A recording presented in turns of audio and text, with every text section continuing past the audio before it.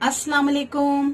आज हम बनाने जा रहे हैं सिंगापुरी स्प्रिंग रोल और ये बहुत टेस्टी होते हैं, खाने में बहुत मजेदार होते हैं। और जब हम बाजार से लेकर आते हैं वो इतने मजे के नहीं होते हैं, लेकिन हम जब घर में बनाते हैं तो बड़े टेस्टी होते हैं। और टेस्टी हो या ना हो, लेकिन आप जब घर में कोई चीज बनाते हैं तो उसका तो मजा ही कुछ और होता है।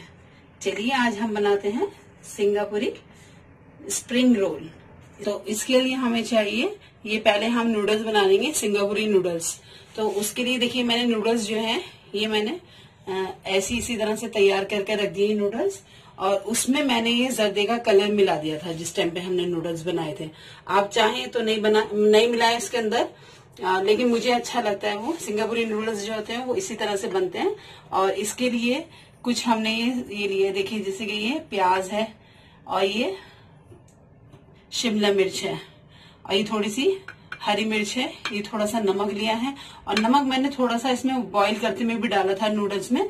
और एक मैंने ये मैगी मसाला ले लिया है। ये ऑप्शनल है, आपकी मर्जी है, आप चाहे डालें चाहे आप ना डालें इसको।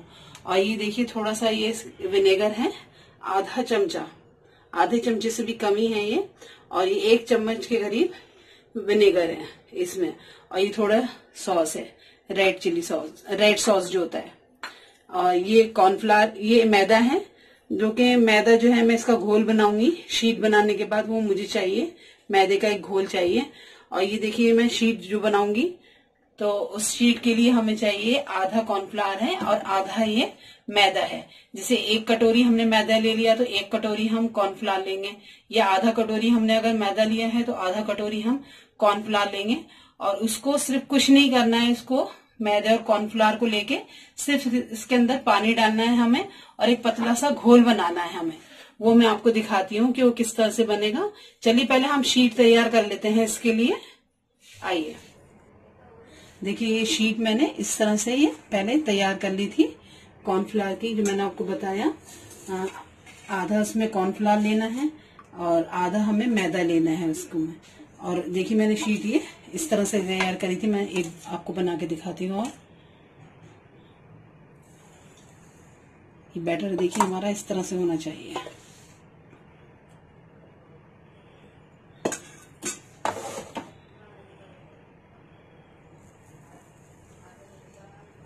इसमें नमक या कोई भी चीज नहीं जाएगी, ऑयल कुछ भी नहीं जाएगा। ये इसी तरह से बस ये शीट हमारी तैयार हो जाएगी। ये देखिए शीट हमारी तैयार हो गई है। अब इसको मैं इसी तरह से पलट लूंगी। ये वैसे पलटने की जरूरत भी नहीं है हमें, इसको इस तरह से निकल के आ जाएगी शीट। ये तैयार शीट को मैं इस तरह से इस पे डाल दूंगी। ये देखिए शीट तो हमारी तैयार हो गई है। मैंने आपको बताया था इसमें सिर्फ कॉर्नफ्लावर, मैदा हाफ क्वांटिटी में लेना। जैसे 1 कटोरी अगर हमने कॉर्नफ्लावर लिया है तो 1 कटोरी हम मैदा लेंगे। और उसमें पानी इतना डालना है कि देखिए मैंने आपको बताया था ये बैटर कुछ इस तरह से दिखाई देना चाहिए, ज्यादा गाढ़ा नहीं होना चाहिए वो बैटर।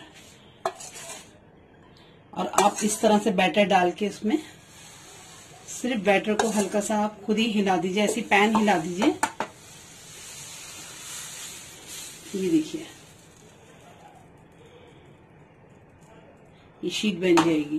और ये शीट बना करके आप इसको देखिए इस तरह से मैदे से मैंने डस्ट कर दिया था। देखिए ये इस तरह से ये मैदे से मैंने डस्ट कर दिया। अब ये जब ठंडी हो जाएगी तो ये देखिए चिपकेगी भी नहीं है इस तरह से।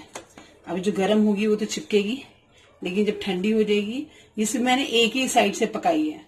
आप चाहें तो दोनों साइड से पका लीजिएगा, वैसे कोई जरूरत नहीं है दोनों साइड से पकाने की। ये देखिए इस तरह से ये बन जाएगी शीट।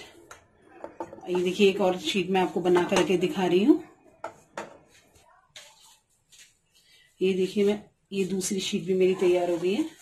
और आप ना इसको अलग अलग रखिएगा, जब ये ठंडी हो जाएगी जब एक दूसरे पे रख सकते हैं, वरना तो ये देखिए ठंडी है तो ये चिपक नहीं रही है। और अगर ये ठंडी नहीं है तो ये चिपकने का डर रहता है। मैंने एक साइड से बनाई है और दूसरी साइड से ये देखिए चिपक गई ना, फौरन ये चिपक जाएगी। तो इसलिए इसको ठंडा कर लें। और थोड़ा सा अगर आपको लगे तो मैदा ऐसे इस तरह से इस पे डस्ट कर लीजिएगा, बस मैदा इस तरह से। अब ये ठंडी हो जाएगी तो ये चिपकेगी भी नहीं। जब ये मॉइस्चर खत्म हो जाएगा इसका, सारी स्टीम निकल जाएगी इसकी। अब देखिए, चलिए अब हम नूडल्स की तैयारी कर लेते हैं। ये देखिए हमारी शीट तैयार हो गई है। मैंने शीट तैयार करके रख दी है। अब हम इसके लिए फिलिंग बनाएंगे। नूडल्स मैंने देखिए नूडल्स स्प्रिंग रोल तलने के लिए जो मैंने ऑयल लिया था, इसी में से थोड़ा सा ऑयल लेना है, ज्यादा नहीं, बस थोड़ा सा इसी तरह से लेना है, छोटे चमचे से, जैसे 1 स्पून 2 स्पून, बस ज्यादा नहीं।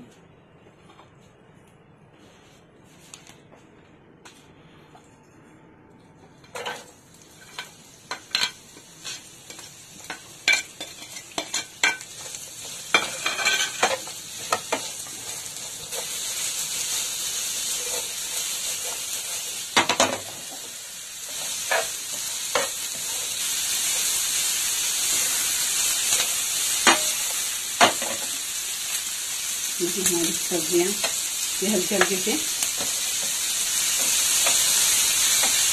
बहुत ज्यादा नहीं पकाना है हमें, इसमें क्रंच रहना चाहिए। और वैसे इसके अंदर गाजर और मटर कुछ भी आप जो भी चाहे आपका डाल लें। देखिए मैंने मसाला डाल दिया इसके अंदर।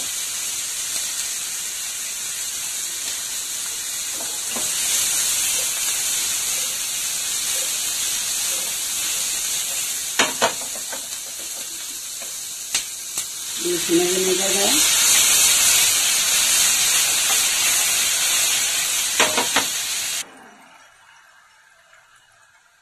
हमारी केचप भी चली गई इसके अंदर। और हल्का सा मैंने आपको बताया था, 1/2 टीस्पून से भी कम, 1/4 टीस्पून बस हमें ये लेना है, ज्यादा नहीं लेना है।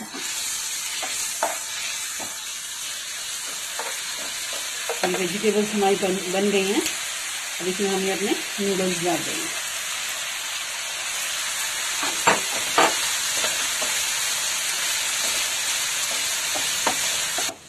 ये देखिए हमारे नूडल्स तैयार हो गए हैं। अब हम इसको ठंडे होने का इंतजार करते हैं, फिर इसके हम बनाएंगे स्प्रिंग रोल। चलिए ये देखिए, ये हमने शीट ली। शीट लेने के बाद मैंने ये नूडल्स रख दिए हल्के से अपने, थोड़े से। इतना भरिएगा इसको कि और ना हो जाए, कम कम रखिएगा। ये मैंने आपको बताया था मैदा लिया था, ये मैदे का घोल है।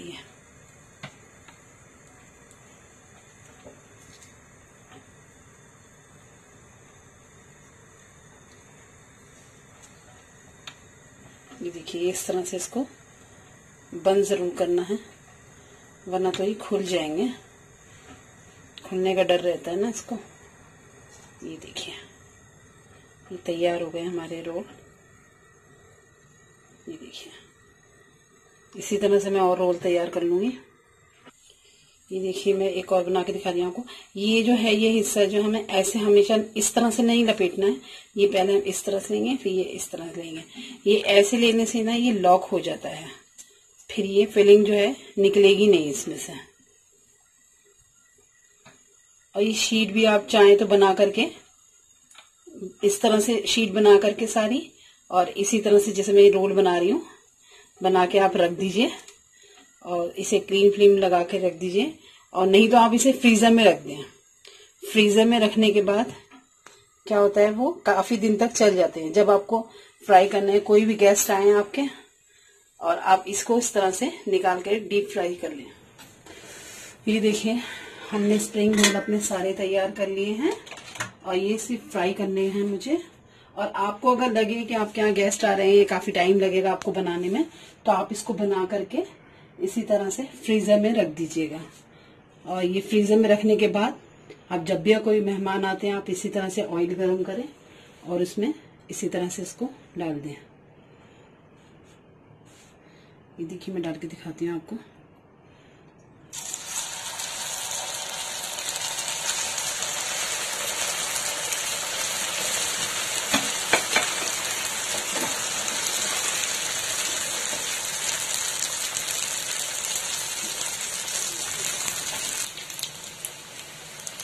ये बहुत क्रंची और बहुत टेस्टी बनते हैं।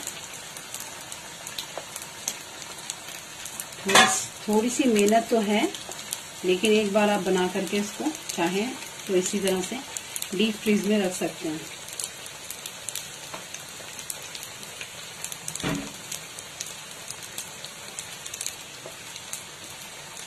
ये रमज़ान में रोज़े के टाइम पे अफ्तार में बहुत अच्छे लगते हैं। तो हम इसी तरह से इसको बना करके दोपहर में सारी तैयारी करके और रख दें, और फिर जब हमें बनाना है, जब अफ्तार का टाइम होता है, उससे 5-10 मिनट पहले आप इसको इसी तरह से फ्राई करके और रख लीजिए। अफ्तार में बहुत टेस्टी लगते हैं ये, और ये क्रंची बहुत होते हैं।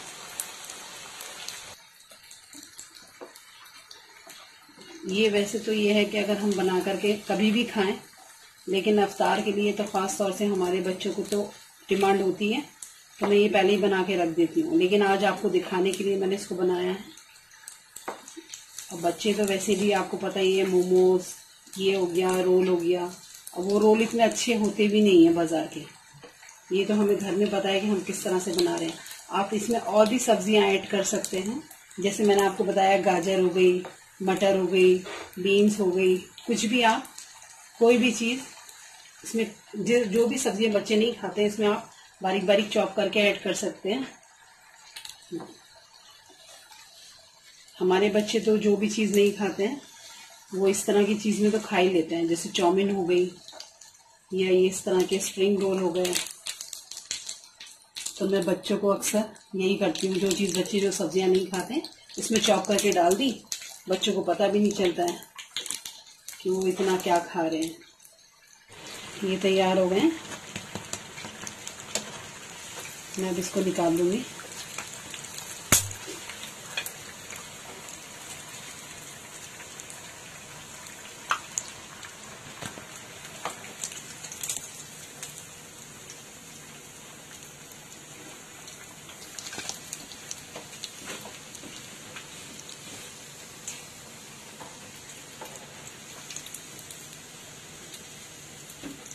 इसको 5 मिनट भी नहीं लगे हैं तैयार होने में।